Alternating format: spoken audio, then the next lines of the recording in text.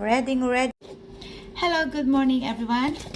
Today, magluluto tayo ng daing na bangus with a twist. Ayan. So, nadaing ko na to guys, na ibabad ko na siya sa suka and sa bawang. And ang una natin gagawin ay ipiprito muna natin tong dinaing natin na bangus. So, tara, prito na po natin. Samahan niyo ako.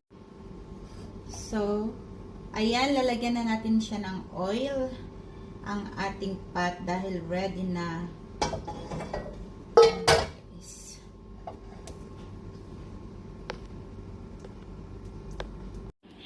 Ayan, mainit na ang ating oil mga kabambam, kaya naman maglalagay na tayo ng ating dinaing na bangus. Dahil nga, piprituhin muna natin to, diba?